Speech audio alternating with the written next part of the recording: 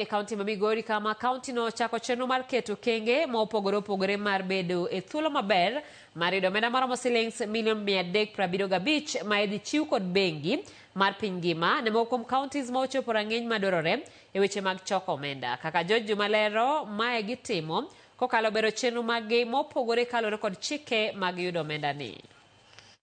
E bwo chenro ni ma isiro kod bengi no mar piny mangima, motis kaka Kenya Devolution Support Program, counties ma oting'o Migori idwaro mondo koro chopi rang'iny ma opogore opogore e ndiko jotich mantie kod lony makare, tiyo kod omenda jopiny e yo mowinjore kaachiel kod mamoko eka giyudi omenda maromo milion 375 kawuok kuom bengi mar piny mangima.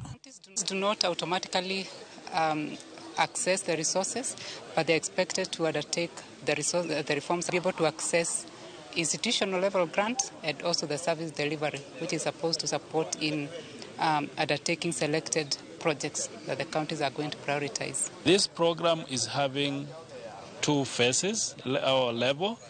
The first level is strengthening the system of government management and more so on the revenue collection. Margaret Gidhin Meteorogno mar Kenya Devolution Support Program wach ni chenro ni geto jiwo yore ma itayogo counties mondo dongruok koro chop ne japiny e yo mowinjore. This program is supposed to incentivize counties to undertake reforms in finance and expenditure management, in human resource and performance, and also ensuring prudent use of resources. Bengi mar piny mangima miyo counties moting'o mano ma Migori omenda maromo milion 37.5 mar tiego jotich, loso chik madwarore mondo dongruok odhi makare counties, neno ni oketi okenge mabeyo mano ni chenrogo mag dongruok otim kaluwore kod dwaro mag jopiny kod mamoko. Grant mar World Bank no obiro e phases ariyo. Mokwongo dhi bedo milion 37.5. Mano iluongo ni level mokwongo.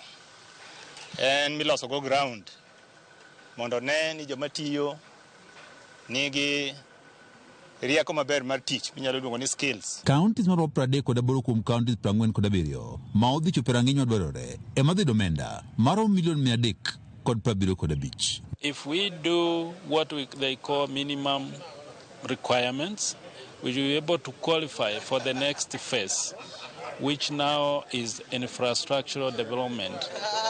As a committee, we have a committee, technical committee, that are going to select one or two projects that will be able to be done to the completion. Jalup Governor ma Migori Joseph Mairi mane wuoyo bang' yawo yanga chenro mar tiego jotich ma kaunti ma Migori e bwo chenro ni mar Kenya Devolution Support Program ne owacho ni kaunti ma Migori e tielo mokwongo mar chenro ni mane otimre kind higa mag 2013 nyaka 2022 ok ne ochopo rang'iny madwarore, gino mane omiyo bengi mar piny mangima ok ne omiyogi omenda kaka ne omimo kuom counties. In the previous government, they had this kind of program, but they didn't qualify to the next level because they never implemented what they call minimum requirements. So we have a responsibility as the county government to ensure that we meet the minimum requirement, which are capacity building, strengthening the systems, and mostly to ensure the systems are transparent and accountable. E bwo chenro ni mar Kenya Devolution Support Program,